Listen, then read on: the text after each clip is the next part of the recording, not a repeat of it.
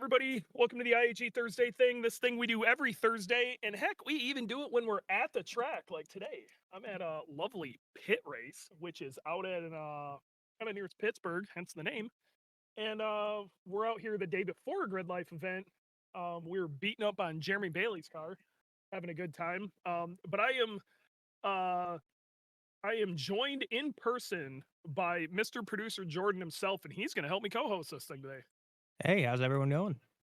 Listen to that. Listen to that crispy, beautiful voice we got. Crisp. You know why we have crispy, beautiful voices? We have new podcast equipment, and we have no idea how to use it.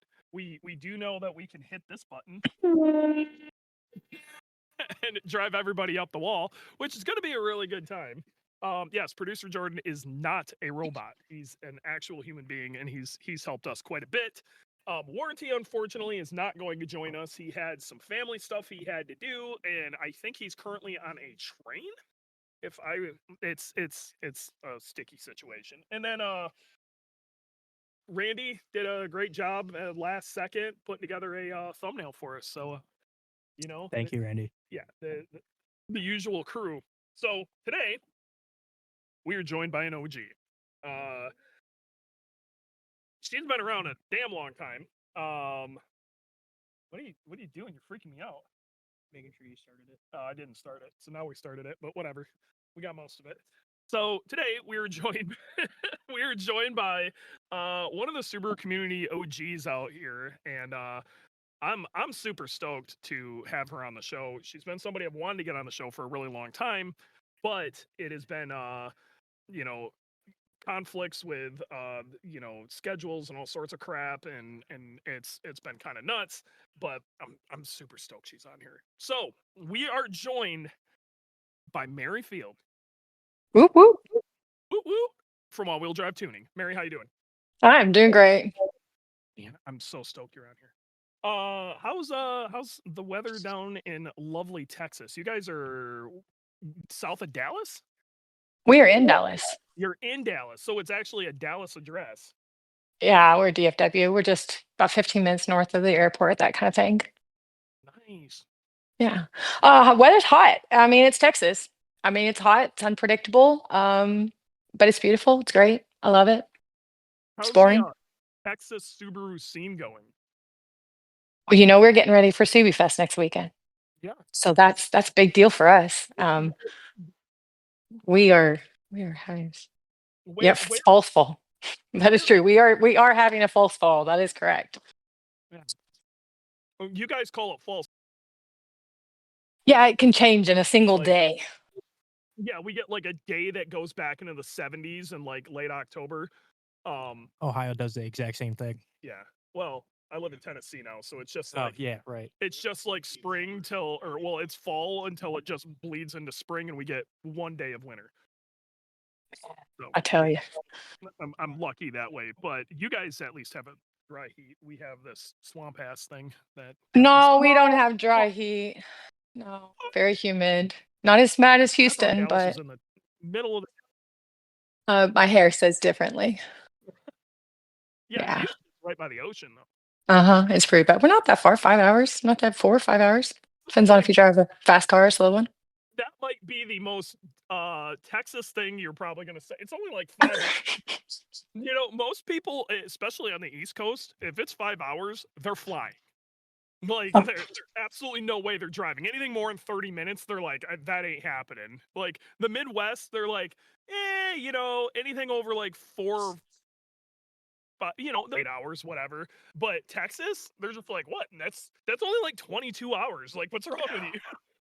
My shop manager bought an STI and he drove to Houston to pick it up and back in the same day. That's just a Texan thing to do, I guess. You just gotta do it.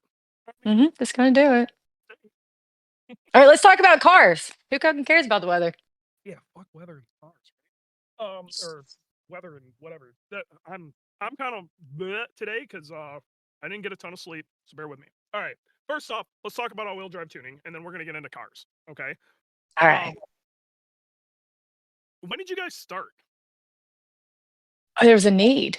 If we put it quite simply, we didn't have tuners in Texas back then. We had to fly in, Clark, actually, good friend of ours, Clark Turner.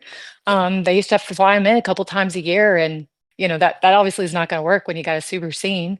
And he was big into the open source programs back then, What? and it What? just I tell you, I remember in 2006 we had corporate jobs back then, so we were in the banking industry, and we were at Christmas one year, and I remember him talking about, like, donations for this program called Ingenuity, and he was talking to my family about it, and they had no idea. And, so, yeah, I was part of the beta tester groups that actually helped develop the open source programs for Subarus, and that's kinda how it all got started. It was just a need. He wanted a fast car. I mean, he's always been into cars. I mean, the famous story around here is I was 16 years old, and the way he got my number was, "Hey, I'm gonna go to the street races Friday. Do you want to go?" "Yeah, call me." And so it's just That kind of natural progression of things. that actually works? It does sometimes. Maybe when you're 16. My I don't daughter. know. It must still work today. No, that's true. So you're saying this was what, back around 2006, he said? Yeah, so he started tuning with open source in '06. Mhm. Um, so his NASIOC number goes back a lot further than mine. Oh, yeah. Um, He's but about he as OG as I come. Yeah. Yeah, yeah, he really is. '05, I had to look up his number as well. So he's pretty OG out there. And I remember it's just like they started showing up in the garage, and the guys, they just, you'd have a guy hang out for the weekend, and they'd go tune the cars, road tuning, and everyone just seemed really nice. And I remember being at work and being on NASIOC and like reading, and I was like, "Oh, I know that guy now. Oh, I know that guy." And I created my screen name, which was actually my dog's name. Really? I didn't have a car. I didn't know, and I did not wanna come into the Subaru community with a very obvious female name. Yeah. And, so the people who had come to my house had met my dog, and that's just kinda how it came about. Really? Yeah, so What silly. was your original screen name? Gremlin. Yeah. Gremlin. Yeah. I actually think I remember seeing you around back in the day. Yeah. Oh, I was a little cocky back then, so, You um tend to come in like that too. Back in the day, it let's be real, there weren't a lot of girls in this scene, okay? There weren't. We had a few in Texas, and, that was actually what led me to buy a Legacy eventually. Was I wanted to be a part of the community, and all the girls drove STIs, and that was cool, but I just wanted to be different. Yep. And so I got my Legacy. Awesome. So yeah, let's talk about your legacy. When did you end up getting that? Because this is the car most people like. If they associate you with a single vehicle, it's your legacy. Let's be real. It Like, is, it is. I a bought lot of people who know you as Mary with a legacy. It's true, it's true. I bought my Legacy brand new, drove to Houston because 5 hours is just not a big deal. No, Bought it brand new in 2008 and 0 miles on it. Did not know how to drive a 6 speed. really. I So, didn't. I drove an automatic Durango. and you learn manual on this, like on the way back. I did. This is actually a hilarious story. So we we had driven down to Houston for they were doing these shop days back then. Our Texas community knows them now as the big event, but we started out as these shop days, which are real OG kind of cool stuff. They'd let us come into the dealership and use the lifts, and people could work on their own cars. And so we go down to Houston, and he would tune the cars afterwards, go road tuning while we were all doing shop day. It's so much fun. And we had been to one, but we were going to this one, and I needed a Subaru. And I tried to buy a Subaru locally, and it didn't work out. And the Subaru community down there just put me in touch with the general manager of Gilman. And he's like, "I got you taken care of." So we did. We bought it sight unseen, drove to Houston, picked it up on a Friday, and I didn't know how to drive it, so Keith drove it around. And Oh, then we it was originally. So you got a Spec B with a 6 speed right out of the gate then. Correct. Yeah. Yeah. Dang. I didn't Yeah. realize it was a Spec B. I thought it was a heavily modified GT. I didn't even realize it was. Nope. That's super. Nope. Yeah. So that weekend we were actually staying at a friend's house, named Paul up in like Tomball, which is like North Houston. And Keith needed to stay behind to be able to tune his car. They were getting ready to go to like the Texas Mile or something. And I had to go back home to work. I literally learned how to drive my Legacy driving home from Houston to Dallas.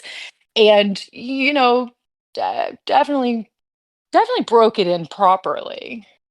That's how you Definitely. learn. That's the fastest way to learn, I don't care what anybody says, the fastest way to learn is when you get put under pressure to learn. Like, Yeah, and you learned real quick, didn't you?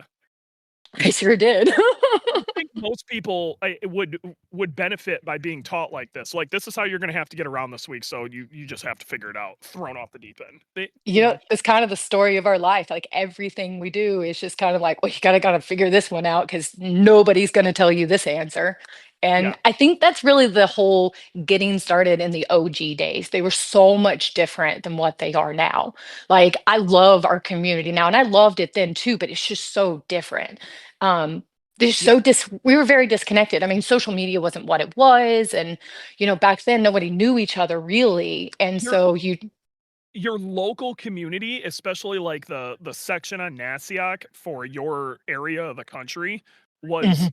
was really hot. So, like, you ended up Oh, with different we areas, they would have their own thing going on, you know what I mean? Yeah, and oh man, TXIC, we got in trouble. Shout out, they tried to lock us down. We will not get into that story, but OG Naziarch people know I am still friends with that guy. I'm gonna have to hear that story sometime. Yeah. That's All I'll that's say gonna is be a solid the one. entire community got threatened and was told, put a stop to this. And Nick came in and said, this is it. You do this one more time, TXIC is gone. And we did. We obeyed. You know. Nice. Yeah, like, the all the best drama, that's where it happens. It was always in the regional threads. Like, we had our own stuff going on in the Midwest too. It was pretty wild. So, Yeah, and a lot of it's actually still out there. Like some people will still stumble upon it every now and then. It's kind of weird because at one point they took any thread that talked about us and they just merged them all together into like the AWD tuning review thread. That thing is the most confusing clusterfuck of a life. Like it oh, I makes no sense. yeah, that'll do it. It is. We But man, have back these threads called our area for where we were at and in the, Midwest Subaru Owners Club was called Algonquin, and it was called the Gonk, and oh my god, the Gonk threads were ridiculous. I think we ended up having, like 6 or 7 of them because we'd max out the thread size, and, yeah, it was nuts. Shops were, like, dealing there was some sketch shops in Chicago, let's just be real, and, there's like the state police ended up shutting this shop down and this guy was giving us like minute to minute updates inside of this thread and like they didn't even go and make a like a rebuttal thread or to explain what's going on. They came into our group thread and that's where they decided to talk. There is so much drama in some of those threads. Yeah, but, like I miss the old days like that. I Sort of. Yeah, I definitely don't miss the lack of options and resources though. I mean, I you know, totally we agree. we started our engine program back in like 2010 or something just because there were not options. It just, so I do love where we've come like in that aspect we've come a long ways.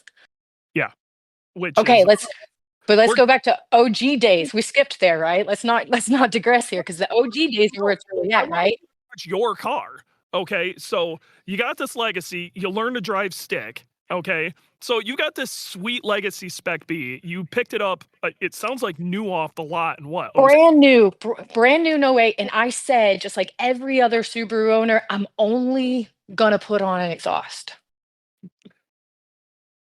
And then I did a how long photo did that shoot. last? My 30 well, seconds? my friend was doing photo shoots, so we took my Legacy down to downtown Dallas like 4 a.m. because I don't know why. Well, And that's what you did. Yeah, right. And I remember pulling over on the highway when my speedometer hit 999.9 miles. And I texted Keith and I said, "Can we put the exhaust on when I get home?" Because he told me I needed 1,000 miles. I needed to break in my engine before we started modifying it. So Oh, you got this exhaust on then at that so you put 1,000. I love these stories because these are like when you truly love the car, you know, before I the car did. this monstrosity. Let's be real, like you still love your car and you have and it's made a bunch of memories, but some of your fondest memories I'm pretty sure are gonna be like right when you first got it. You know what I There's mean? a It was there's a really video where we go down to Houston for a like a barbecue, OMG BBQ kind of thing, right? And Marshall at Cobb, he was a friend of mine from back then, and he's sitting on the rev limiter for my Legacy. And this is what we thought was cool, so we put this on YouTube. pop, pop, pop, pop, pop, pop. It's not even real. It's not even like launch control or pop. It's just hanging on the rev limiter. We're so we were so young, but it was fun. I mean, when Fire.net. when we started the shop, I was 23 years old. I mean, so Oh, what are you gonna do? so you get your Legacy. Did the shop come first or did the Legacy come The first? shop came first. Okay. Yeah, So I'm a sucker for peer pressure. Listen, put me in front of fast cars and a race car driver, and it's the fastest way to empty my wallet. So I had been hanging around these guys for about a year, year and a half, something like that. They had been in the garage for a while, and it was just like one guy for the weekend, and then like two, and then Keith had this job where he could kind of come and go. So then he would start tuning more and more and more, and I'd come home from work and be like, "Hey," and everybody was so cool. Like, I don't yeah. remember meeting anybody who I mean, there were people who were weird, but I don't remember meeting anybody really, Let's sour back then. let's be real. The community was different then. Okay, and the Oh, type you're of right. people I who were guess in buying your tires hindsight, was different. This was when you were first starting this. This was pre Gymkhana 1. So the Ken Block Flat Bill Bros had not showed up yet. Vaping wasn't correct. really a thing. So the Correct. majority of Subaru enthusiasts, I don't want to call it underground, but it kind of had this like really family weird vibe to it. Yes. And yeah, so the people you were meeting, I guarantee you're still friends, like really good friends with a lot of those people that Yeah, were actually. or just you met during that time period. Mhm. Most Yeah, definitely. I'm the same way. Like those are some of my best friends, you know, and Yeah. Robert yeah, points out that it's because we're all trauma bonded together. yeah. I I mean, there's appreciate some that. truth to I'm that. okay with that. Trauma I'm okay bond with is that. fair. Yeah. So you've got the Legacy. We put an Wait, so exhaust on here's it. what we do. Here's what we do, right? So there's no I tuners. want to know where this goes off There the deep end. Well, so there's only 2 tuners for Subarus in the entire state of Texas, okay? Okay. You've got, like, one in Austin. Austin's about 4 hours, one in Houston. It's actually South Houston, so they're, like, 5 hours or whatever at the time. And so we used to do these things, we called them the tuning trips. And I looked the other day and I saw we had 36 tuning trips over the course of, however many years.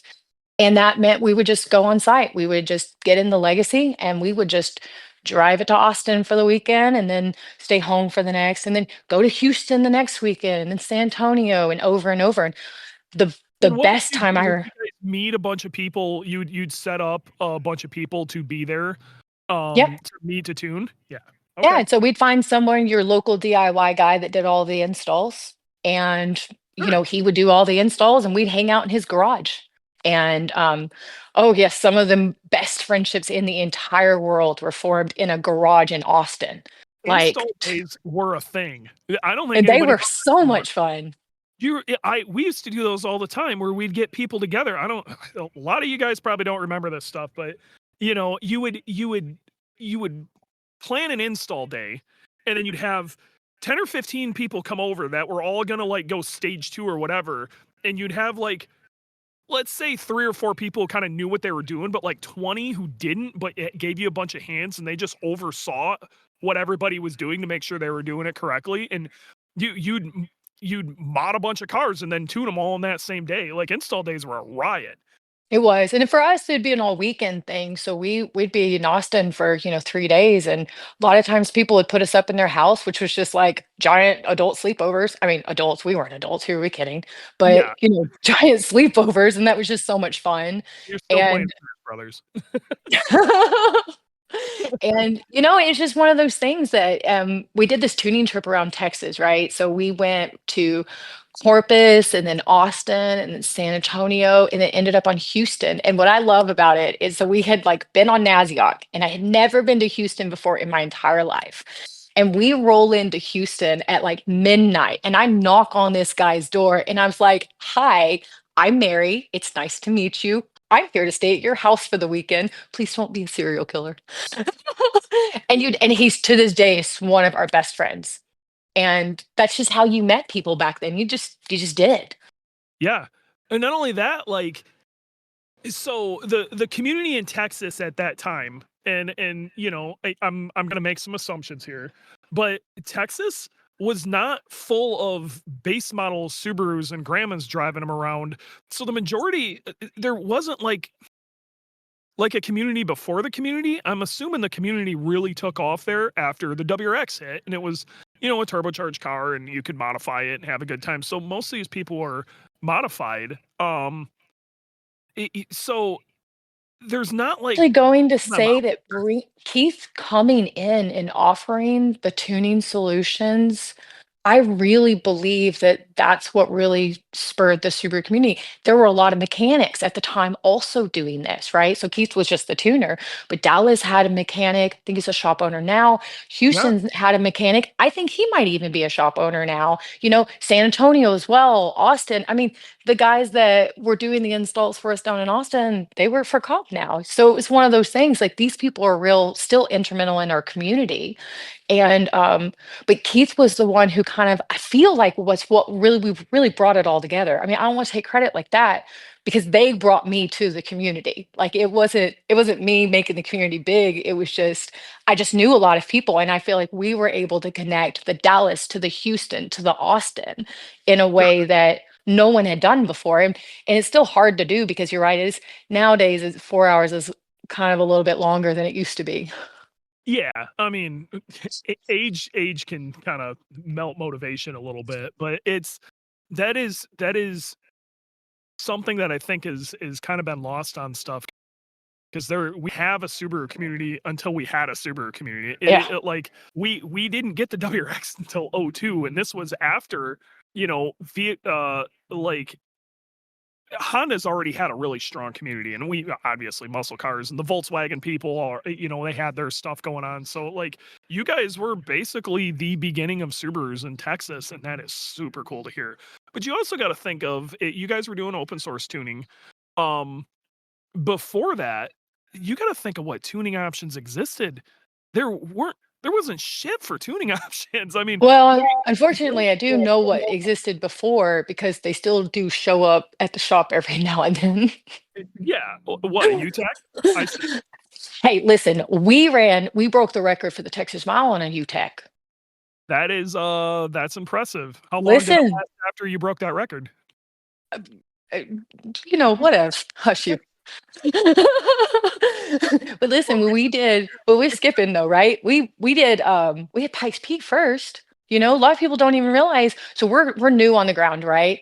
Sure. And we're eager and we move into the shop and we don't have any employees when we move in here. It's just me and Keith.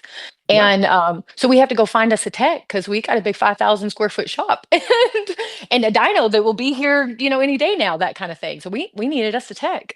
Are you And on the same location? I am. Uh-huh. That is Well, awesome. technically, this is my second location. The first location was just me and Keith in this tiny little, what was called a metal shack out in the middle of nowhere, but we still had our full-time corporate jobs. So it was Yeah, just still a side hobby to us. that's a shed you can store crap in. That's not a shop. We only lasted 6 months in that place before we outgrew it. I mean, we thought we just needed a place to go at night to tune the cars, to hook a wideband up and unhook a wideband. And in 6 months, we had 14 engine builds outside of our shop. That's And insane. we did not have an engine program. Yeah. So what So were you guys doing for engines at that time?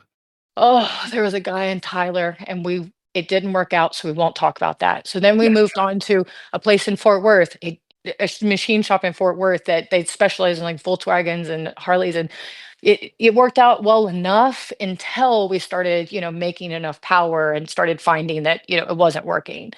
And Keith and I were pretty frustrated after that. Oh, then we went to a guy in Rowlett, and he's really good at what he does, but I just didn't mesh with him. We'll just leave it at that. And at the end of the day, we were left with, I don't know. So we did what we always do. We figured it out and we did it ourselves. yeah. We did. We buckled up and we went to PRI the first year. Last year it was in Orlando, Florida. So we go to PRI in like No. 2011, I think, or something. I don't, whatever year that was. And that's it. We walked straight up to Sun and we're like, we know nothing about machining, but we know that these people need a solution. Yeah. And that was it. We bought a machine before we ever even hired a machinist. You gotta do what you gotta do. It did, and it worked. I mean, we met some very talented people along the way that shared some passion, and eventually I met a guy that's really dear to us named Will, and he came in and we brought him in as a business partner, and he did our engine building for years, and it was beautiful. Um, you know, but we're digressing. Let's go back, right? So Yeah, yeah, we're yeah, yeah. old. We're back in the old days, and um, we get a phone call. This is really cool. And this is the thing, the story that everyone kind of skips over. So a lot of people don't realize we get a phone call from this guy named Dave Carpetian out at Rally Ready Motorsports. And Okay. that was Rally Ready. I mean, Rally Ready did not exist to what we know it to be today. Congratulations to him because he had that dream that many years ago. And he said, I do this thing called Pikes Peak International Hill Climb. And Like, I is this want to build. thing or we go up to this giant mountain that's Yeah, I had not a no idea. I'm from Texas. Like, what's a mountain? That's true. That's fair. Yeah, that's also fair. Like, we legitimately don't have mountains. Like, Yeah. Texans get made fun of when we call our hills mountains. Yeah. Yeah. And it just sounded so much fun. And he is so much fun to be around. And he was building a Subaru that year to rent it out to be able to run his Evo program. And we helped him on the Evo a little bit, but I mean, we're really a Subaru shop. And Keith, I Yeah. mean, Keith tuned to that Evo. Let's not discredit that. Like he tuned the car, but David built it and really take care of it. And Dave won first place in the Evo that year at Pikes Peak. But that Subaru, so the Subaru we had built, and that was our baby. He rented it out to someone who had never driven the mountain before and placed second place. And we were hooked. We were like, I want more. If this guy could come back and do the mountain the second year, we could hit first. And he didn't want to come back, but we got approached by Brienne Corn. She was friends with Dave. And she said, I've been doing this mountain on a motorcycle. Would you guys build me a Subaru? And of course, you walk up to me and ask me to build you a race car. I'm like, okay, let's make it happen. Well, Like, I mean, yeah. look, yeah. So we did. And that was so fun and exciting. Pikes Peak before drag racing. Bro, we went to Pikes Peak before it was concrete. That is so We were cool. there the last year. It was gravel. Those I photos are. don't give you guys enough credit for how cool you are. You're so cool. Oh, but here's the best story about it. Okay, this is a story where I'm probably gonna piss somebody off, right? So I'm a fangirl. So the year's like we were like 2000, I don't know, 9, 10, maybe 9 or 10. I'll have to look it up, right? Yeah. 10, I think. And so we've been running the shop for about 2, 3 years at this point, and I've been selling these like Crawford AOSs, and Gymkhana had come out, right? And so I'm a fangirl. And so we show up to the mountain the second year. We had this '05 STI that is such a grassroots story. You have no idea. So let's tell you. So she buys this car for like $10,000 with a roll cage and a trans already in it, right? All it's got is a blown motor. It's ready to go the mountain enough. And I call up people we've been doing business with, Turning Concepts, Grimsby, a couple other companies. And we just all kind of like go in. And so we build it and we get these parts from them. MA Performance had like it's 20G that they were testing out. And we put this thing, and she had some Ignite like E98 going in it, right? Yeah. And we show up to the mountain. So for us, we thought it was cool because she had never driven the mountain in a car. So we didn't expect to win. We just expected to have a really great time. And so for us, we liked the idea of taking a 20G on ethanol up to the mountain because that was kind of like the go-to that we were trying to, get people into putting on their Subarus. And we show up and Crawford's got this car that he told me how much it cost back then, but I'm not going to repeat it. It was 15 times more than what we had put into this car.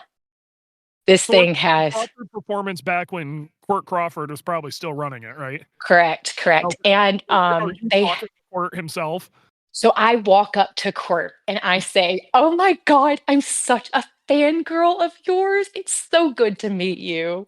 I'm a shop in Texas. I sell your product." And he says to me, and we start talking about the cars, and he tells me about his car with his, hired driver and his seat warmer or his tire warmers. And I was like, I'm sure it had a standalone on it, and we're Sure. just open source. Yeah, you just use it a stock ECU with some like internet sketchy stuff and a decent tune behind it. I love it. Yeah, I mean, You we're are on the mountain. screaming my language right now. I love this so much. I'm eating this up. So I say, "Hi, it's good to meet you, blah, blah." And he says to me, and I quote, "You don't bring a 20G to the mountain and expect to win." Are you shitting me? No, some lines the girl will That's never forget. that's how you make an enemy fast. No, actually, we became friends after that.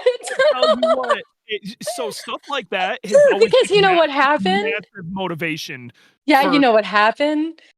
We won first place. I bet you did, or this We won first place. wouldn't have been the story. So you guys ended up beating, tire warmer standalone, $500,000 car.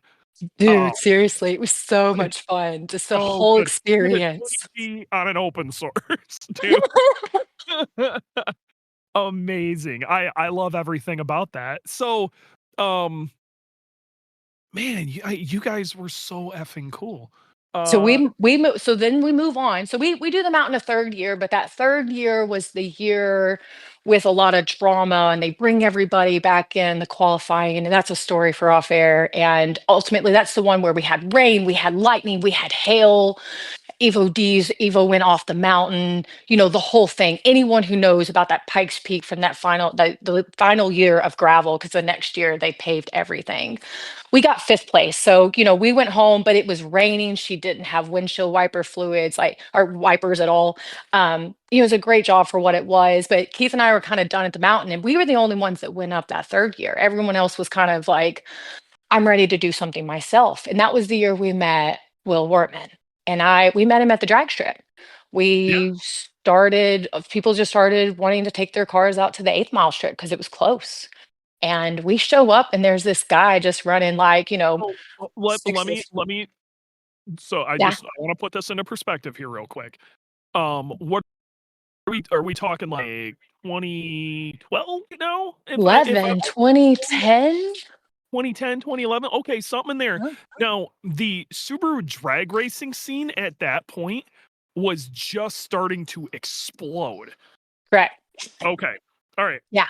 We So, were yeah. getting out there at the quarter at the 8th Mile first and doing little events with our local Dallas Imports and Rice Killer and all these little like groups that put on little events, and it was a lot of fun. And we really didn't have we had a few of our customers racing, but when we got out there, we found this like hidden group of Subaru owners that we would later become really good friends with.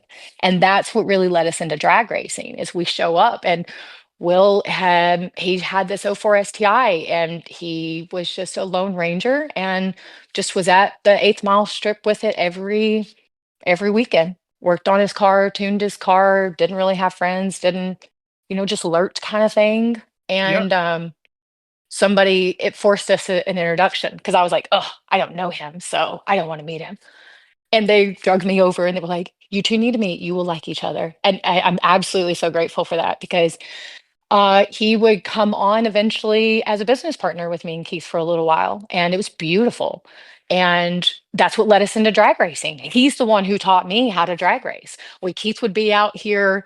Um, like tuning cars or whatever, he would just be working on his car. And so I'd go underneath the car with him and learn things. And he really taught me the foundations of what I understood to be the Subaru engine program. And he obviously he helped us build up our Subaru engine program. And I would sit over in the machine shop and he just would explain things to me in a way where my non-technical, non-mechanical brain could kind of understand things. And I would Yep. just kind of bounce these analogies off of him. Oh, so it's like this. And okay, it's just a lot of fun. Though there was just a lot of late People are nights really with good at breaking things down like that, and it really is it's super helpful. I need it broke down like that for me all the time. If it gets wildly technical, like, I I need it broke down Barney style. Yeah, so that's actually what I do all day now. And because somebody did it for me and I realized how valuable it was, and I was able to go through and just explain things to the customers that way. And so it was kind of full stuff. So then we go to the Texas Mile. And the first year we go to the miles, 2012 now. And we go out the first year in his '04 STI. We take two cars. We go to the Texas Mile 3 times total. We take two cars every single time. But we're only talking about the '04 STI because the other one was kind of a little bit of a different story, right? So Okay. we go out with, he's got a '04 STI with a PPG box, but it's stock cylinder walls. So it's like the equivalent to like your stage two-ish engines today, Yeah, like your yeah, two toughs today. Like he yeah, had upgraded rods, but we're still stock cylinder walls, but he had very built Cosworth heads or something. That was like the thing to sure. do back then. Well, I mean, And back in the day, like, closed decking, so around this time period, closed decking wasn't super hot. People were mhm. still maybe sleeving blocks, but then having all sorts of issues with, sleeves dropping, and it's so a lot of people would risk it on stock cylinder walls.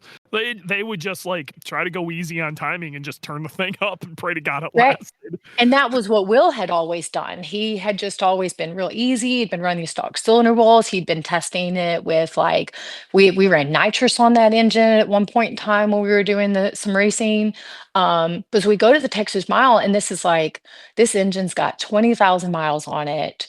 A stock cylinder wall is making 640 horsepower, running 36 pounds of boost, and Rally Max fuel and a PPG box, and we 201 first weekend we go to the Texas Mile, and we've been trying the Subaru community been trying to break 200 in the mile for a For minute. a long time.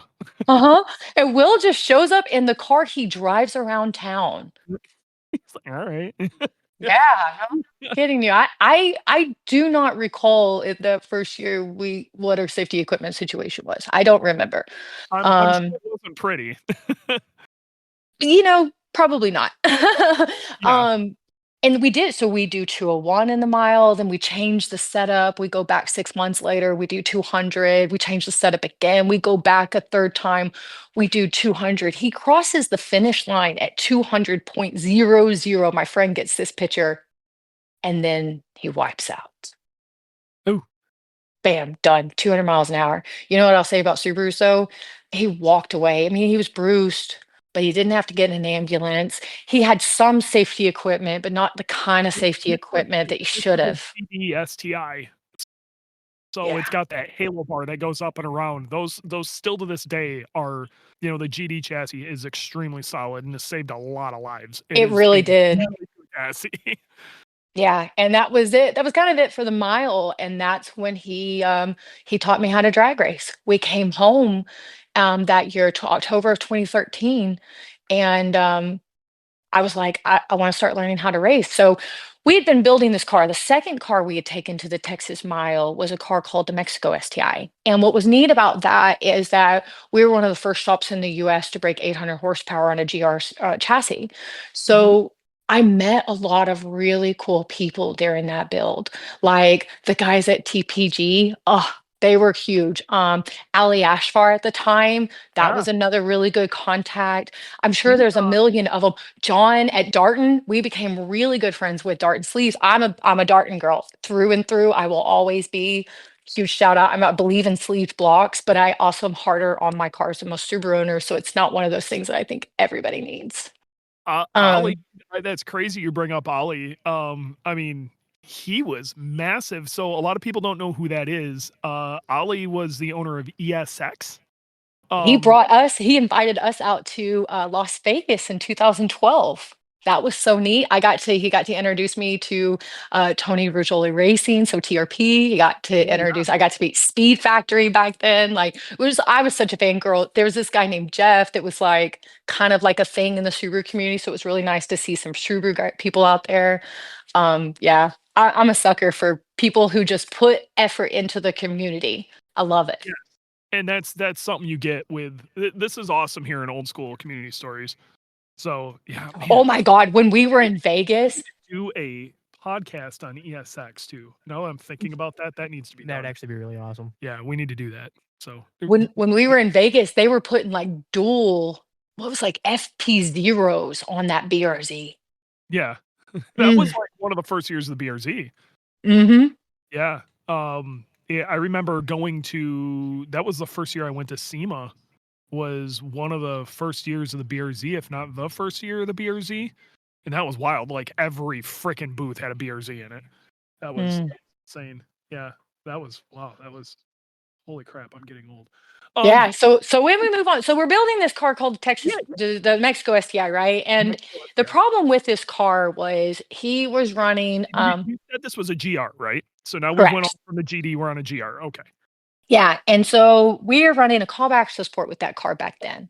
Yep. And by this time, Cobb was really coming into its own. You could do some really awesome stuff with Cobbs, especially with this was like you could just start to do real-time tuning. I think this was still pre-flex fuel. Was this on a we were way past that. So, or we're way pre that, right? So we're like 2011 and 12, right? Probably an AP version 2, if I remember right. From that yeah, maybe. I don't really remember, but okay, maybe.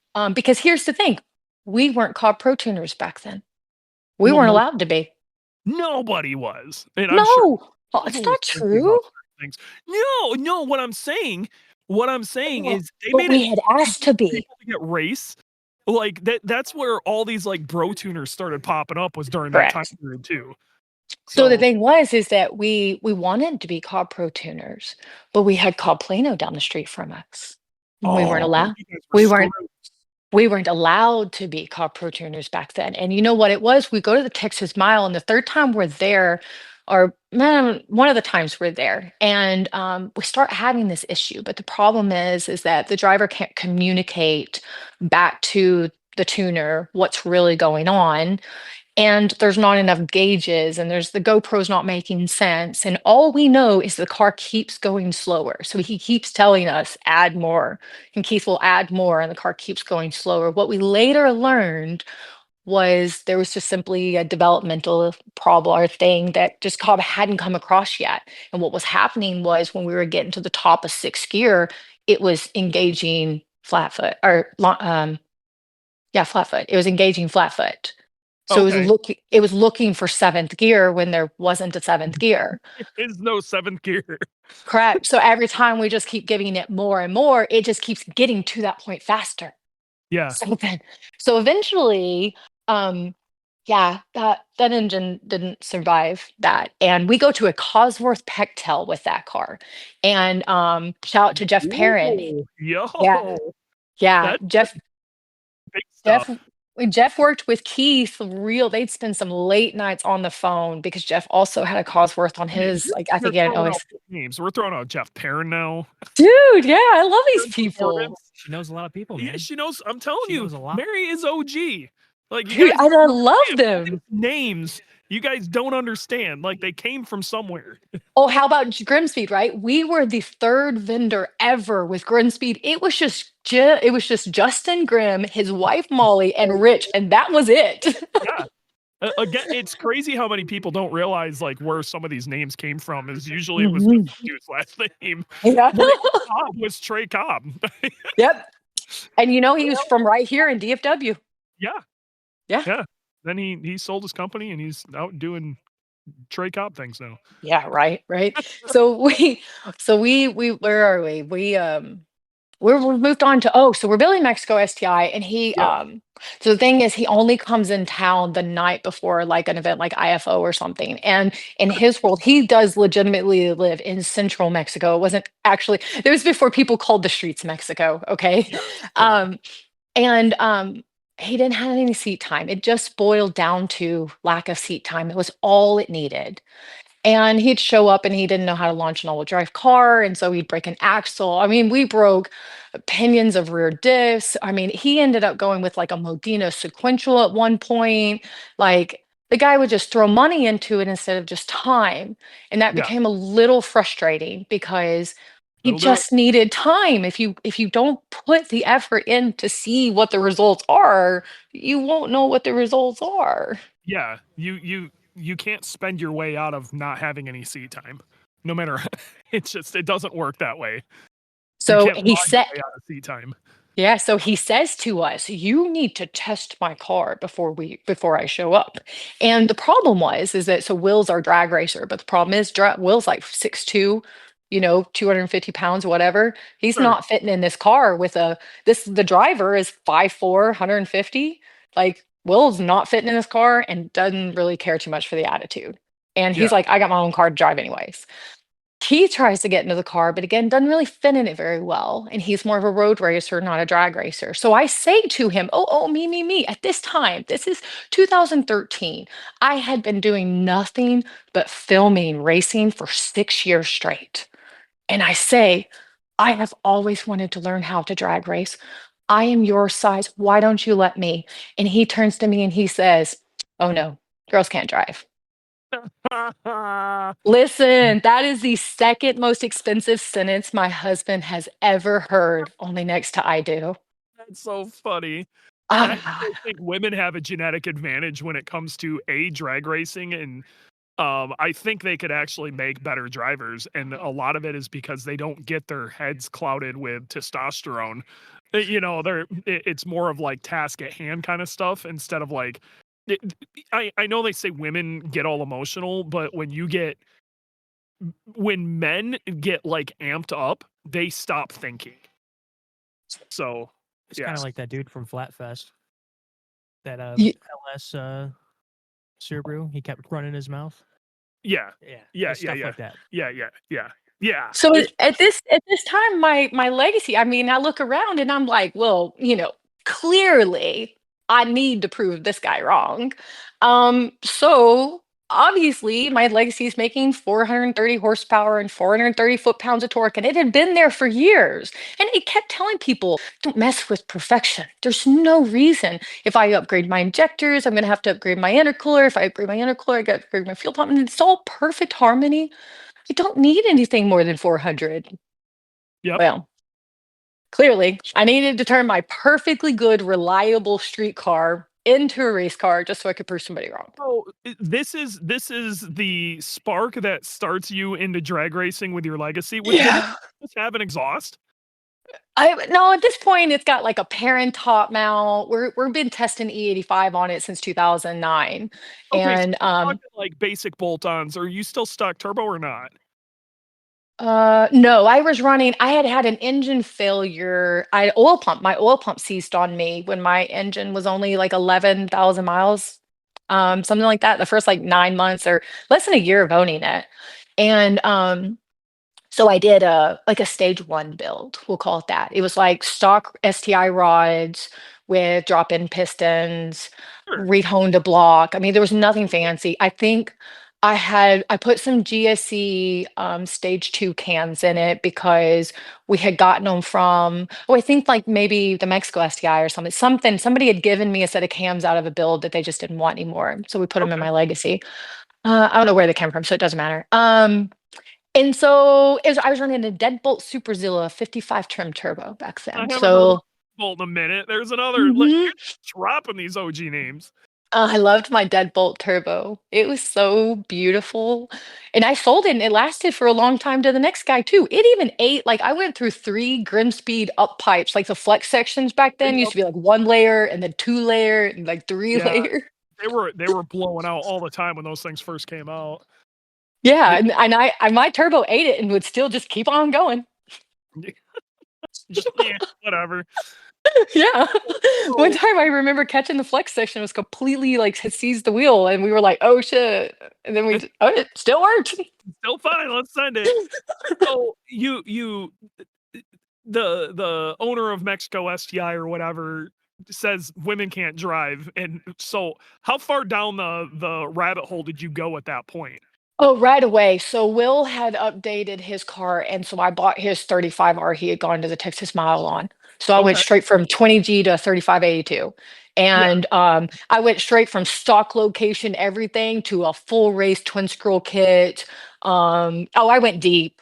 Yeah. They pulled my engine apart that year, and I got like upgraded valve springs, and I don't remember, maybe they did an engine build or something. They had to have done an engine build at some point in time, right?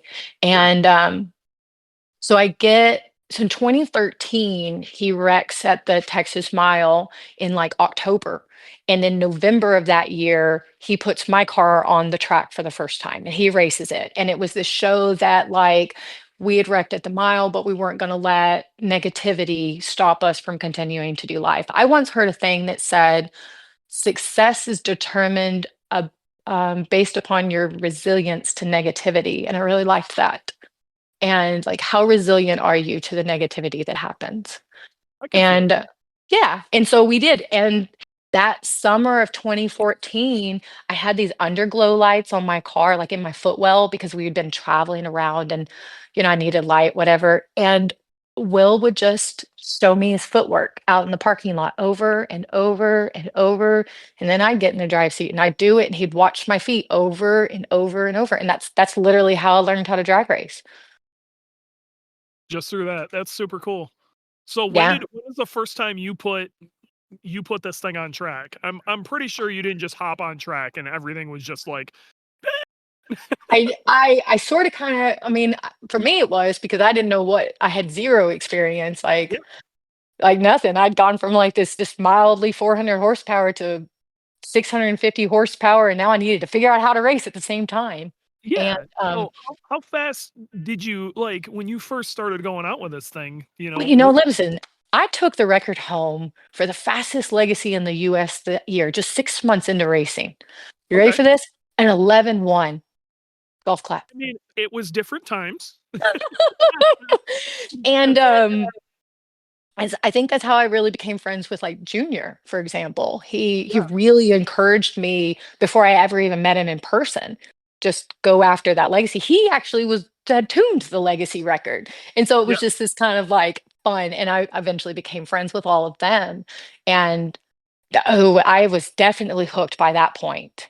yeah, And so when Will left the shop after the wreck, he really just couldn't he did. He moved on to another car and we tried to get him out racing, but he just found more fun in teaching all of us how to race that year. And so at sure. the end of 2014, he decided to leave and move on. And we're still friends with him, but he's just not in the industry anymore. Still has his car though. So that's really cool. That is cool. Um, yeah.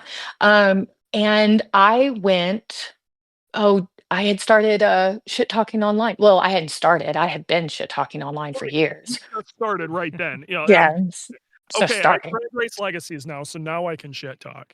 Correct. And so this group from Chicago starts bantering. Go, oh, you think your legacy's Oh. fast? We got us a fast legacy up here. Yeah, I And wonder who those people were. they keep tagging me every time that legacy does something great, which was a lot back then. And I would get A long tagged time ago. all the time. And so I would talk to him. He was such a great guy. Yeah, And good so people. yeah, that was it. I decided that I was just, well, I'll show them, but in like a not in like a in a cocky way, but not in like a negative way. Like, oh, No. let's go No, have fun and I'll show them. that sort of, like, friendly rivalry is how things get done, though.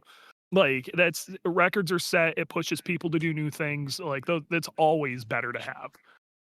So I go to Chicago for the first year. I trailer this legacy and I don't have a whole lot of experience. I really had only been racing for, I mean, just a few months and I hadn't gotten it down. Yeah. We had been running into, and we were still running on an access port, right? So Yep. we've got like all these weird things that I now understand to be just stock ECU problems. And then we're testing clutches, no one's racing a legacy. I'm getting what's cool because I get to meet some really neat people along the way again. And the ETS guys keep telling me, so like I end up at events racing with them, and like it's like TX2K or something like that. And they keep telling me, Mary, it's your weight. And like you gotta do something. Like we have this problem in the GTRs. And the STI guys didn't have the same kind of problems that I was having. So I just kind of had to keep figuring it out. So we end up 2014, we go up to Chicago for what back then I think you guys called it the Midwest Shootout. Yeah, it was Midwest Subaru Shootout, and Yeah. I remember the first time you were there. It was a really We big deal when you showed up because, again, at that point, I was working for Six Star Motorsports, and we were prepping. We built Steve's car, so like we were prepping Steve's car for you. Oh yeah, I know. They were You telling were me. sort of like, "Wah." Yeah. And I tried to be really nice, but man, you guys were Oh, really cocky. there was some. I'm not gonna lie, both sides. To No, be I mean, fair. I just am that way. Well, it got it that was during a time period where stuff got really heated. I think you got pulled into unfairly got put like into a group of like looked at for other people's issues. Like you got sucked into issues that really weren't you. Um but yeah, with that stated, like we were really stoked to pit you against Steve. I think Steve just went out there and laid an egg too. So if I remember right, I think you just literally mopped the floor with him.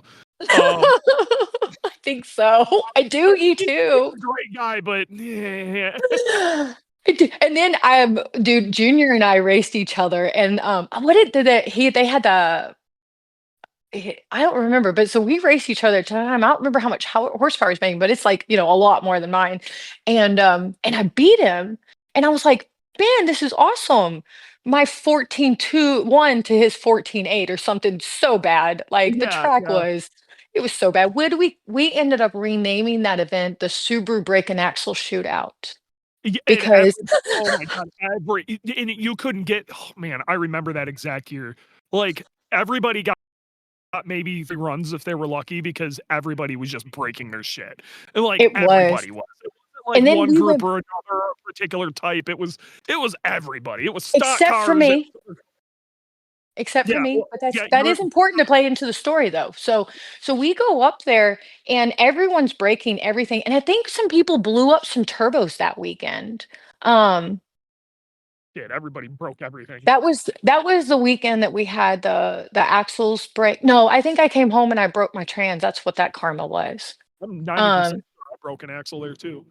Yeah, I didn't break an axle. I remember because we came back the next day to race, but we had taken 2 cars and the first car broke like first gear straight up like on the launch or something like Yeah, that. Like he was dead from day 1.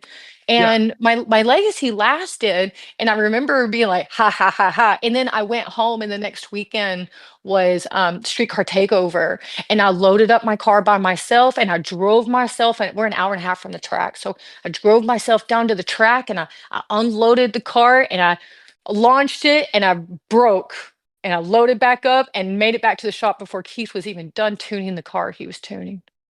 I broke so fast. I broke my 4th gear, and I oh, was pretty sure that I had actually broke the weekend before when we were at the Subaru shootout. yeah. Yeah. Well, I mean, yeah, Byron was it actually was a fairly prep track. If it was, when they did it right, you could. I mean, we took a radial, a bug eye Well, with that first year it with was where was it? radial It on wasn't at Byron. It was at it was somewhere else. Oh, so when well, the first year we did Midwest Subaru Shootout that Correct. yeah, so we had Byron to start, Correct. and then we Well, moved it to GLD. that's where it So, was. yup, and then we moved up to GLD because Byron didn't have lights, and we wanted to run Mm. later. And when we were trying to run it, it started to become a real issue as to what time, because we'd run that later in the year, so it'd get I dark do at remember that. 30, And you and guys, it was they tough. camped out. I Yeah. remember people camped out at the track. Oh yeah, we had a whole kumbaya thing going on. Yeah. Like Sorry. I wish. What really sucks, and I want to go back to this real quick because this is just like memories and stuff. But so there were two groups in the Chicago area, and the Midwest Subaru Shootout was ran by one group, and the what ended up becoming Subaru Nationals, which is the other group. Again, a lot of drama between these two groups. I wish those two would have worked together because the community part of it at the Subaru Shootout worked out beautifully. But as far as a drag racing, like an organized drag racing event, it just wasn't set up very well. It was almost set up like Time Attack, where it's whoever just runs the fastest time throughout the day. There was no stakes. There was no, left or right lane, whatever. And then the Nationals like set it up in a really cool knockout tournament style. And it was super fun to watch. And honestly, their format was phenomenal. I wish those two sides wouldn't have crapped on each other so hard, because what ended up happening is the community ended up losing, and both events ended up dying. Yeah, but I mean, we can fix that. Yeah, I actually think we should. There's been some conversation about that. So I remember when we went to shoot the shootout, and like at the end of the next day, I guess the 2 days, and that was the first weekend I had met all these people in person. So I had never met, JJ with IAG. It was the first time I met him. I met Junior and Dimitri at the same time, and honestly, I didn't know the difference between them for a while. But once you get to know them, there's no way you don't know the difference. If you just meet them in a parking lot, it's gonna take a minute. But it did, and then talking to them, two drastically different human beings. Dude, and so amazing. And and Jennifer and Lynn and all of them, and Off the Line was there, and we sat around, and I remember we were just underneath some trees, and Dimitri actually was like, if we do this, will you come back up? And I was like, fuck yeah, I will. Like, you don't have to tell me twice. Like, invite me to a race and I will be there. And that was it. That was the beginning of Subaru Nationals. We just sitting under a tree and we were like, we can do this better.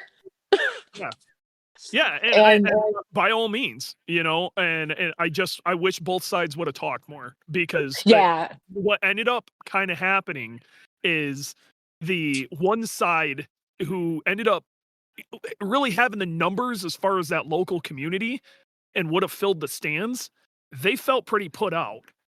And that's like most of those went to one event, and then most of the fast people went to the other event.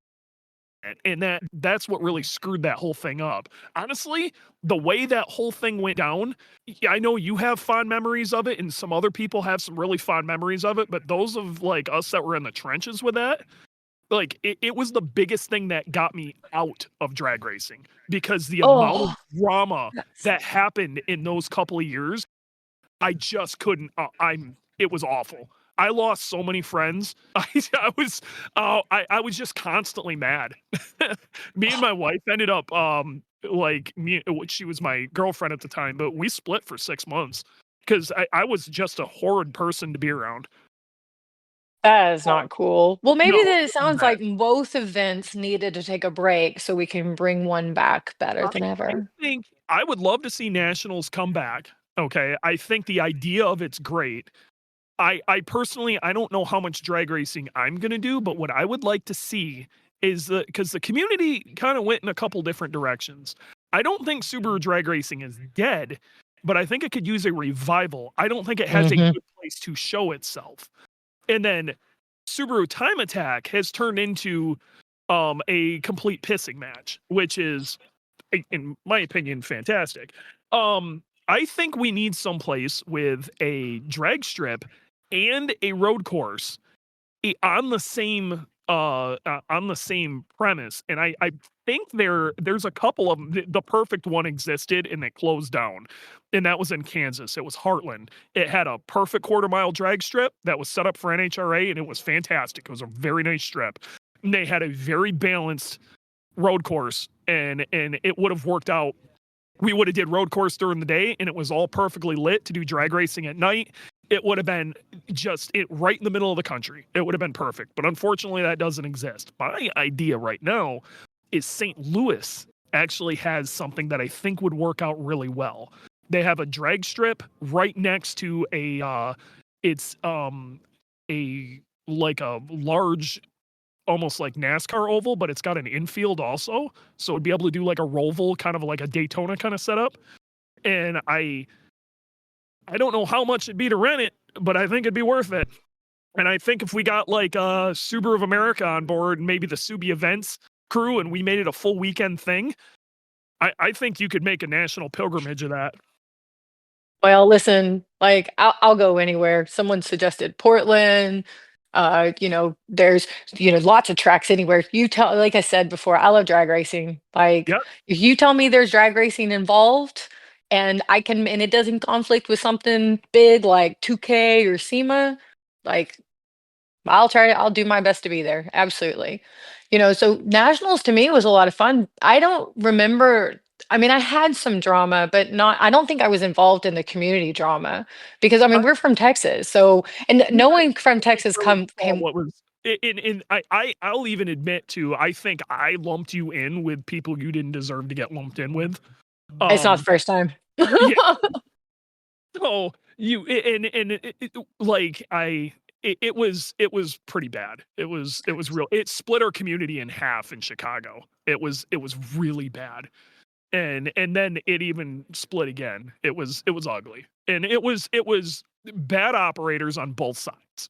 And I Yeah. don't think anybody was really in the right in any of it. It was all just stupid. Yeah, and then I guess there was a bunch of stuff that happened in last year. I wasn't even there the very last year. I have an I was fine, and then I had an autoimmune disease just kind of come and like wreak havoc in my life, and so I missed the last year of Super Nationals because I was the whole like fighting for my life in the ICU kind of thing, Yeah, and that's fun. yeah, yeah. So I had my own drama. Yeah. And so yeah, I've been told about it, and I've been told that kind of what did happen is kind of really left a stain. To me, I had time of my life. Even when I went, 18 was the last year I went. So I'm Yep. 16, 17, 18, right? And 16 was the year that I ran I'm one hit wonder, ran my 9-second pass at nationals. Absolutely just was really on fire. We were racing full time between 15 and 16. A lot of people don't know I was taking care of my mom. She had cancer back then. She would eventually pass in 16. And of course, I did what any typical millennial does when they have like a trauma or something at home. They just dive into work. And for me, Yep. I just dove into racing. And so that's kind of how I dealt with it. And we were racing every weekend. Every weekend that I could, I'd be at Ennis. That's our local track, Okay. and I would just have so much fun. And so we moved on to the half mile, So and what's the fastest your legacy ever ran? so I'm a one hit wonder. I've only ran my 1 9-second pass so far. So what Because was it, a 9, do you remember? I ran a 993 at 144. That's still getting out. That is, your car is still pretty much full weight or not too It far was from it was 3,800 pounds at the time of it. that That is a fat pass car. Fat on car. stock ECU. Fat car. So I think I looked at a thing the other day that said a post the other day that said that pass I was making about 780 to the wheels on my Okay. car on that particular pass. At the time I was tuned to about 840, 850, something at ballpark. And but I'm not a really great driver. I can react like a boss, I can launch like a boss, I can 60 foot like a boss, and I 330 foot like a kindergartner. Well, Yeah, I've you never know. gotten flat foot shifting down properly because I just got driver error, and I work on it. Junior one time told me all these little tricks to do, and I tried them, and then I took the flat foot shifting off, and I think that was the first time I ran into the tens, and I was like, "Don't ever tell him I didn't do it with flat foot," but I never could get it, and so Yeah. they definitely all the real drivers definitely make fun of my driving, but I have a standalone now, so I feel coming back out that it won't be something that will be harder for me to overcome like it was in the past. So you run this 9-second pass, and then what happened after that? Like after drag racing, you said you started messing around with half mile? Yeah, well, so I started doing a half mile in 14 was the first year I did the half mile. Now it was just for fun. I mean, I made like 400 horsepower and I think I ran 143 miles an hour in the half. Like it Okay. was just fun. But that was the first time I met like English Racing. They came all the way out to Texas to run half mile stuff. And T1, I mean, we're pretty good racing buddies with the T1 crew because most of the events that we end up racing at, they would also be there. Yeah. And half mile is so much fun because it reminds me of like, when we're kids and they send us off to go to like camp or something, and you just get to hang out with your friends for like 3 days just doing nothing but cars, like what you're doing now. She needs Um, to come to a grid life event. I do. No kidding. I It'd It's change your life. Man, that sounds dangerous because I got an '07 shell. I'm just saying. Hey, I'm telling you, you ever get a chance to come hang out for the weekend, we'll maybe we'll put something together for you. Man, it was yeah. It was my half But hours later. so yeah, so the half mile was the first one, and I went back, I was addicted, and so I did the next year I went to the half mile, I did 173 in the half mile. And so that gave me the top speed record. Um, and then that was with, I think, 700 horsepower. And then the next year we went back again with like 800 horsepower. And we had been racing that engine for 4 years straight at that point. We had launched that engine so many times that one time I sent my triple disc into competition to be like rebuilt, and they told me that proudly that my clutch resembled that of Lucas English, and I took it as a very good compliment because he's an amazing driver. And but I remember counting one time and we had like thousands of launches on that clutch because I was just racing every weekend, Yeah. every opportunity I could. And so when we went back to the half mile that year, I had a rod bolt fail when Keith was tested setting up the car. He was on track to do, who knows, fast though, really Yeah. fast. We won't say how fast because we'll just have to go back out and prove it again. That's it. So, is that what you're kind of focusing on with the legacy these days is half mile then? Oh, if he would let me go back to the half mile, I would love it. But When I we do gonna love when we gonna drag see the racing. legacy? When we gonna see the legacy again? Very What's coming up on the soon. no? They said they told me a few last month that they thought we would try to get it for Subi Fest. Subi Fest is next weekend. It's on a lift with no turbo, no blow off valve, and I still have to paint the inside of my car, remove the windshield, and flock the dash at a minimum. Yeah. So So you got a decent amount you need to get done. I mean, at this point, it's like it's a community OG car that like I think deserves. It's got a little history to it. So correct, um, but I do love half miles. So I did kind of get told that now that we've got safety equipment. So 2017, last year, I went to the half mile, had a rod bolt failure. We watched somebody wreck at the half mile at 230 miles an hour plus. And that year we lost three drag racers to accidents at the track. And Jason Lupkin was a drag racer locally that we all knew. And so it kind of hit me hard. So my car is down. We've got these people. I know that, it's time to make that decision. Like, yeah. if we're going to continue racing, we got to be serious about this. I've already ran my 9-second pass. I'm close to that 100. I've already done 148 in the quarter. So any day now, they're going to kick me off the track. So 2017, my car went down and I did the roll cage. And that's a pretty penny. So I Yeah. have an 8.5-second NHRA certified roll cage with parachute in the car now. Nice. And I did weight reduction. And then when I got the car back, I was able to bring it to Subaru Nationals the last year in 2018, but I was already sick and I didn't realize it.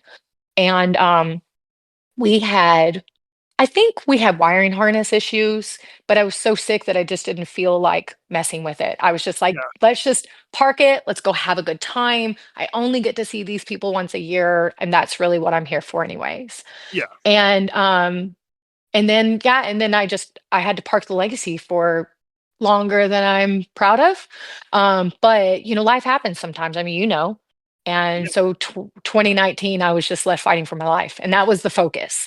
And then when I come out of that, you got the pandemic. I've got the fighting for a small business. Let me tell you, there's few things in this world that are harder than trying to live and run a small business during a pandemic. I Like, probably understand this more than most people that you would talk to because at almost the same time, they were pulling a tumor out of my head. I had a mhm. kid, like, literally, like, right at the same time, and then, yeah, we were dealing with all the pandemic stuff at the same time too. Yeah, Yeah. that was a rough time for both of us. Yeah, and you look around and you're like, "What do I do?" And then for me, the pandemic really locked down a lot of the medical system. So what should have been easy to recover from ended up taking a lot longer because you didn't know. It was a mess. And eventually I found an amazing team. I figured things out. But let me tell you that going through that was, I feel like, one of the best things that could have happened to me professionally and as a person, because since I had this, autoimmune disorder, rare diseases start throwing out at you. And it's like, oh, Yeah, I've never heard of this. And you have to start figuring it out all on your own. You have to figure out like what's real, what's fake, who can I trust, how do I understand this? I mean, we're going deep into pulling DNA, looking at genetics, understanding biochemistry enough to understand that you don't understand it. And then one day when I finally get the team in place that puts all the fills in the blanks, I'm like, oh, that makes sense. That makes sense. That makes sense. I suddenly realize the entire lesson has taught me to be better at diagnosing Subarus. Because, dude, the problems that we run into with these cars are so rare sometimes. they can be. And that's what Especially when you're talking big horsepower stuff and there's not, like, a beaten path. there's not. Like, with some of the stupid shit we do. We're making 4 times the stock horsepower in a lot of cases. Mm, So, mhm. I And mean, that's like, yeah, it's stuff weird shit's gonna break. And so it gave me this appreciation to open a book that I had never opened before. Don't take the word of somebody, take the word of six somebodies that you know, and Yeah, then open a book. My yep, network, and that's where that network of people that I've been able to come across with so many names that I absolutely have not even mentioned, that have been so helpful. I mean, and I obviously I try to return the favor anytime anybody gives me an opportunity to. But just being able to talk to shop owners and other tuners without this illusion that we're competition to each other. We're just yeah, two people who live a very unique life that very few people would understand, that have very unique problems that very few people can help with. yeah. So that's what I kind of really took me from the whole like medical situation was, oh, okay.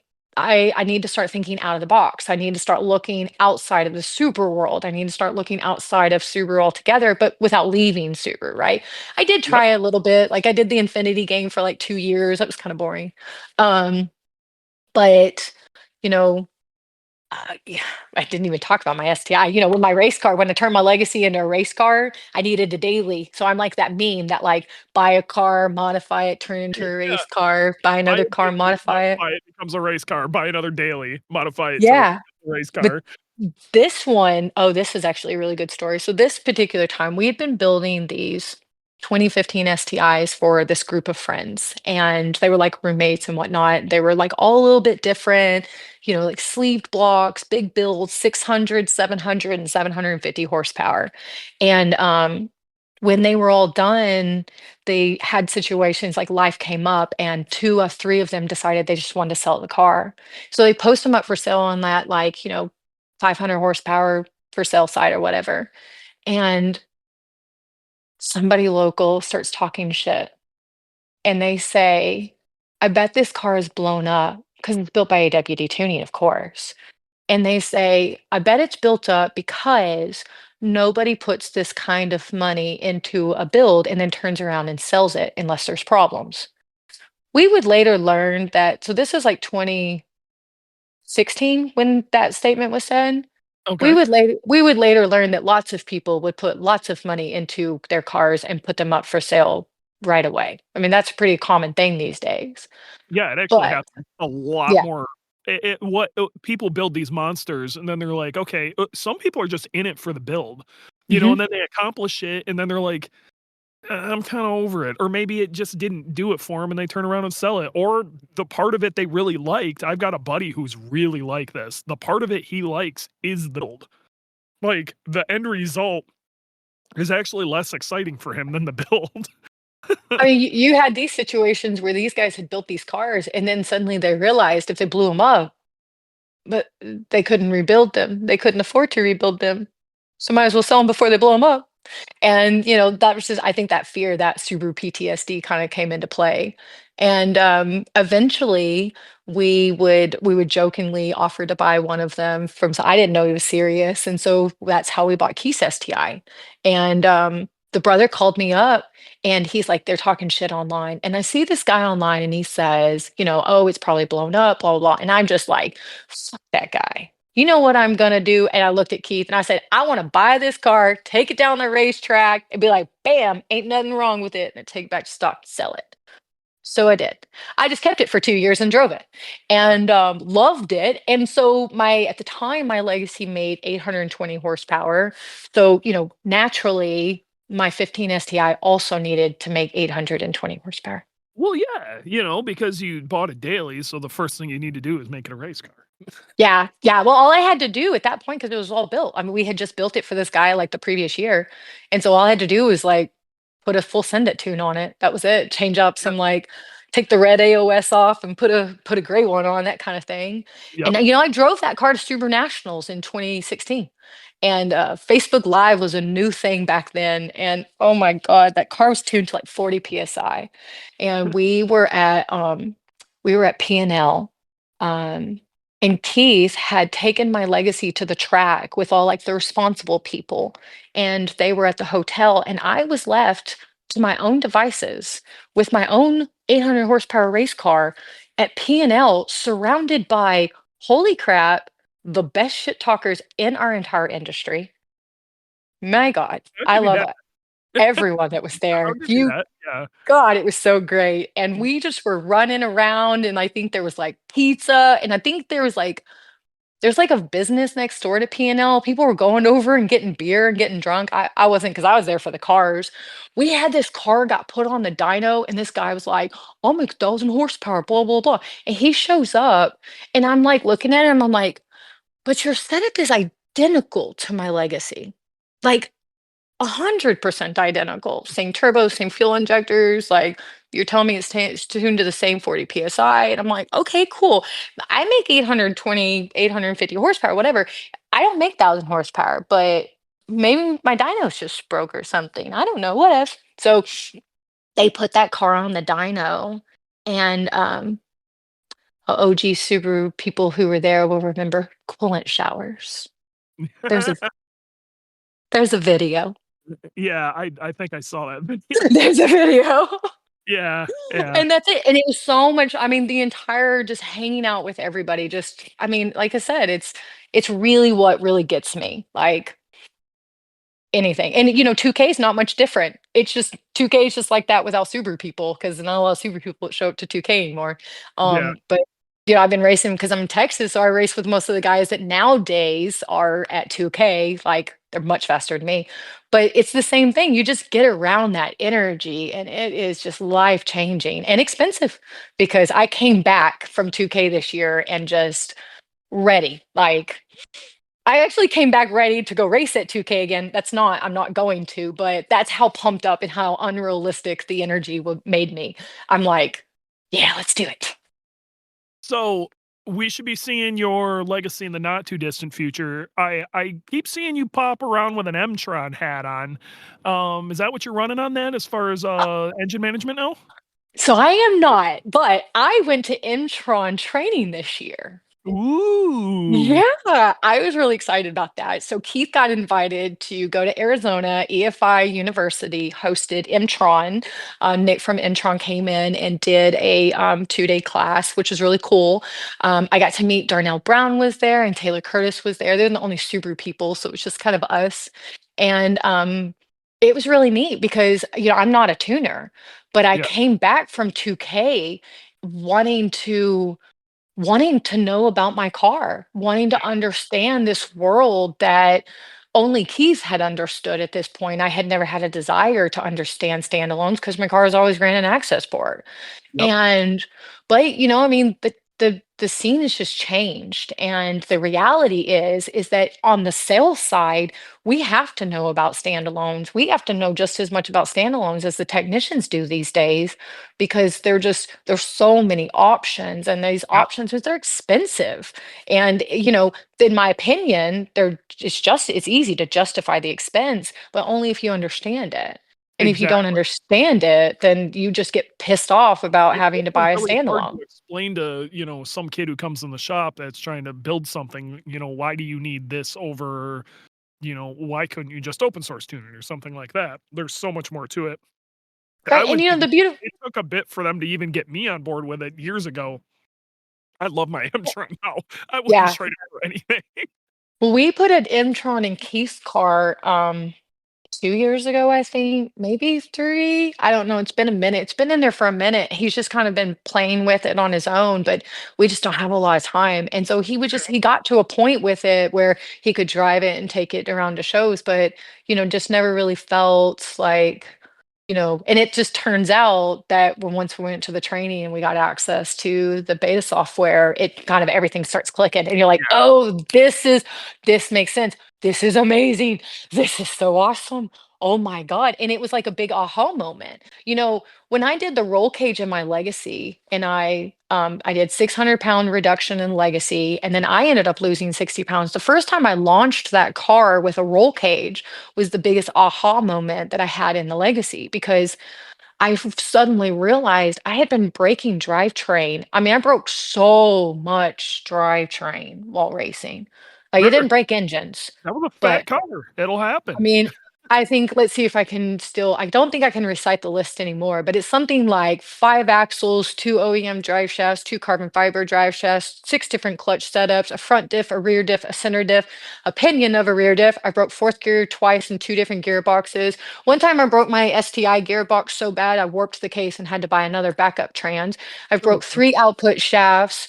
I'm sure there's more, but it was just You drivetrain. basically just said drag racing in general. But almost never my engine. Brutal. Like everyone's like, "Super engines are delicate," and I'm like, "Yeah, maybe, but my drivetrain's delicater." So, we've been going for a minute. Oh, Right. shit. 2 requests. 1, you you talk to a lot of customers. You're basically the front end of, all-wheel drive tuning, if I'm right. Am I Correct. right? Okay. So, I wanna hear at least 1, I need to talk to a man story. Hmm. Yeah, Uh, I don't know if you'll really get those, right? Like, you got Mexico STI that told me girls couldn't drive. I mean, that's probably Um, the pinnacle of all of those stories. To be perfectly honest, that is probably the top. I need, you need to go make a sandwich story that it could like ever exist. That it yeah, basically threw you into drag racing. So maybe I'll give you a yeah. pass on that. The Yeah, other thing because I want to do on honestly, these, I don't really have other ones. Like I've just never really viewed the world like that. I mean, okay, so I thought about this, right? When I was 20, I mean, you have to remember Keith and I have been married since I was 17. So when I was 20, I looked at him one time and I was like, "What's the deal? Like, why don't you stand up for me?" And he's like, "Girl, you don't need anybody to stand up for you." it's Fair. funny when they try to pull that crap with Kathy, who is a girl works with IAG. She Oh, I actually know used to Kathy. be. I love Yeah, Kathy. I know you know Kathy. They try to pull that shit with Kathy. Kathy's been in this industry longer than fucking damn near anybody, and it's really hilarious. Sometimes she'll just be like, "I can't deal with this dude," so she'll throw the dude over to me who's being an asshole, and he'll ask me a bunch of questions, and I'll be like, "Okay, hold on, I need to go ask Kathy," and I'll make sure I say it just like that. So, like, I gotta go ask Kathy, and then because half the time, like, she is just a plethora of information. Like, she's an It's encyclopedia of insane information, but sometimes guys will not talk to her because she's a female, and they don't think they're yeah, I gonna get mean, proper answers. you get it. You do. Like it happens. You get the guys that come in and they'll look through you, over you, around you, assume you don't know anything. But Yeah, here's the deal about it. Like I I'm busy. So it's okay. If you want to be a dick, I don't have to deal with you. I'm okay with that. I Sure. have some amazing staff members and they have always supported me. So they're really good about being able to like spot those behaviors and really just kind of intervening and deflecting. Like, I don't want to make my customers feel like a dick, anyways. So I got a billion things to do. Yeah. And so really honestly, we see it. I mean, I'm not saying I hadn't gotten heated before. Like there was a couple of years ago, I had some dealership guy come in and they had approved a job overriding. And then he came in, he was like, well, we fired that guy, so I'm not paying you for that job. Well, I Mm. will always remember how hard I slammed down on that desk and how bad my hands hurt when I told him that he needed to leave. Yeah. Like, so, but that's not a gender thing. And that's No, not because I'm a female. That's just because he's a dick. that's just And the dick. That's yeah. yeah, and I'm but so last year I was fortunate enough to put a manager in place, and because I realized that really just managing sales, I love talking to customers. I love, giving them my Pac-Man analogies to explain how cylinder pressure works. I love talking like pantyhose runs to describe when you spin a bearing. Like I love pulling my pistons out or my like my center diff just sits on my shelf. Like I'm a visual person, so I love just sitting in the front, talking to customers, educating them. I truly believe the more that people understand about their cars and this process, like the better it will be. And Yep. so I spend a lot of my time focused on that. So because of that, I don't really get that attitude very often. And by the time I get to them, I think everyone's just really grateful to just have a good conversation. It's just like me when I go to nationals. I just want to have a fun conversation about Subarus. Sure. And so, yeah, I don't have a lot of those stories. I tried to think of them. I had a story once where somebody asked for my boss, and Yeah. well, he lived 5 hours away, and he was here at 10 a.m. the next day to pick up his car. So, yeah, I mean, that does. I remember that one. But I just yeah, yeah, We that's got the one boring more. stuff. All We got one right, more what's thing up? we gotta do before we're done. Okay. I do this when I talk to all the OGs and talk to talk in shop and what we do with all of these, and that is NASIOC number comparo. So NASIOC member number comparison. So you Okay. have some OGs in that shop, okay? So I'm really interested to see where I think I got you beat. I'm So not sure where I land on everybody else. So Yeah, we're so I only got me and Keith because I don't have any more OGs here. so let's what did the poll in the chat say? the chat says Dewey by 71% has the lower Nasdaq number. Okay. So, I'm gonna let you go first. Okay. What is your number? My number I created in '08, and it's actually really high. So it's 176,088. So 176,088. That's what you got the horn for. Yeah, I got yeah. Yeah. So again, I've been around a minute, and I was on iClub before NASIOC. But I'm at a 37,078, so 37,000. Wow. Yeah, I've been You know around a what? I'm glad that you are friends with people who think that accomplishment is amazing. Because I think it's pretty amazing. But I can definitely see where my family would look at me like, you guys are bragging about that. yeah. Well, it's this used to be like, especially back in the day when we were all split up into our regional chats and stuff like that, our regional sections. Like member number almost was ranking at one point. But I just find it interesting because the like melting pot of the entire Subaru community was NASIOC at one point. Hmm. And it's really interesting to see what everybody what everybody's member numbers are and kind of when they came into the community, because you learn a lot from that. So now you had a couple other pretty OGs in there. Did you end up finding Clark's member number? No, I should have asked him. I only have Keith's. His is probably like 4. No, you've got both of you. You've got them all beat.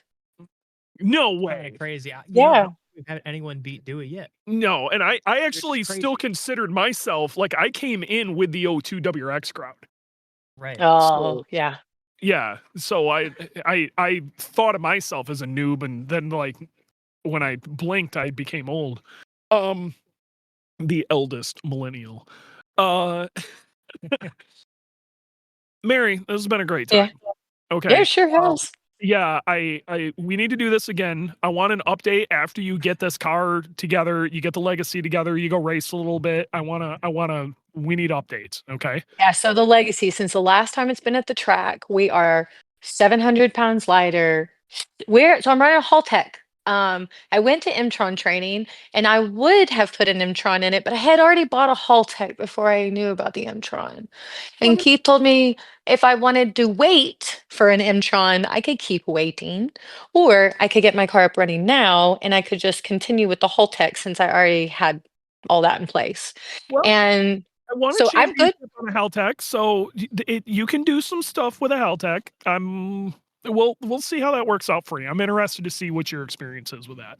Yeah, I mean, he tunes Haltex around here all the time, so Sure. it's it's great. But he's got an Mtron in him. I'm a little jealous. I wish I could run an Mtron, but maybe one day we'll see. We'll see. Right now, the goal is to We'll get get back up. there.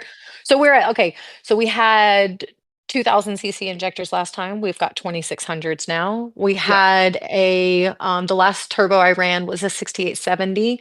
I have a Borg Warner 372 going on now, so that's a 1100 pound per minute turbo, so a little bit bigger. Yep, a little The bit. standalone, what's neat is that the standalone is going to give me a lot of options. And while I have never ran nitrous, my legacy's actually been wired for nitrous for a while, and it's plumbed for, is what I should say. Yeah. So, there's always that possibility. I do have some personal goals and then some car goals.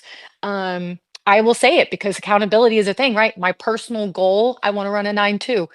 Like, I got 2 legacies, and I'm coming after them, and I Let's gotta go. run at 9.2. Let's go. Yeah, and, I wanna go back to the half mile for real, and, I wanna do 200 in the half, like, I don't know why we can't. I And I'm gonna say this, for half mile or like higher speed racing, the legacy might actually be the play over an Impreza due to its shape. If you can get the yeah, weight out of it, I think you actually might have an advantage there. yeah, I really wanna try. I mean, I could be wrong 100%, but I'm gonna have so many good stories in the process of Oh, learning. hell yeah. And, I do have somebody who wants to drive the car at 2K one day, and, if we can get it to that point for him, then, yeah, I think the car can go deeper than 9s, and, we'll see, we'll see, we'll see. I don't like to be too ambitious. I just wanna run it. I haven't driven it since, 18. Well, I mean, that's not true. I've driven it. It does run. Like, I drove it around the parking lot last year. I took it to a photo shoot, but that's not really driving. That's not a race yeah, car driving. that's not racing it. I Yeah. want updates, okay? So, next time we talk, I want updates, and, we'll bring you back on in, 6 months or so, and we can chat about it, okay? Yeah, absolutely. Man, it was so great talking to you. It was so much fun. And I This is guess we'll I see you at SEMA this year? I learned a ton. I had no idea you guys did a bunch of cool stuff with Pikes Peak. That is so cool. I don't know if I'm going to SEMA this year or not. It's really up in the air.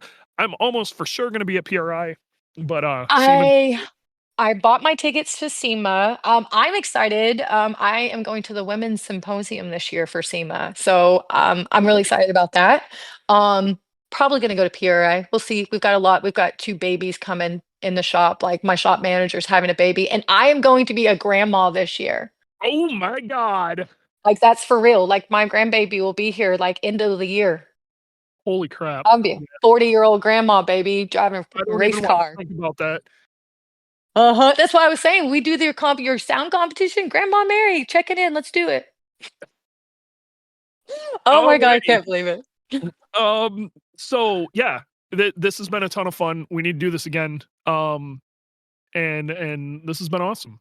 Thank you for taking the time out of your day to come hang out with us and chat. And like I Yep. said, And the next time that I got something to report, we'll do it again. yeah, you let me know. Dead serious. Let's get together. It'll be a great time, okay? Okay. All right. Sweet. Well, it's been real. It's been fun. It's been real fun, guys. We will catch you next time. Next week. Yeah, next week. I think. Next week Yeah, next week. we can We can do this again next can do week. this again In next 1 week from now, we will do this again. Yeah, and maybe hopefully a little bit more on time. Yeah, it's overrated. And then the following week, you'll be Tail of the Dragon, right? Might be at Tail of the Dragon, so we may record an episode tonight with yeah, and we'll have something for everybody. You know, but if you can do us solid, do us solid. Please subscribe, share this, leave a comment. Leaving a comment is helping a ton. Leave comments really helps. It'll help us out. So yeah, we will catch you all next time. Later.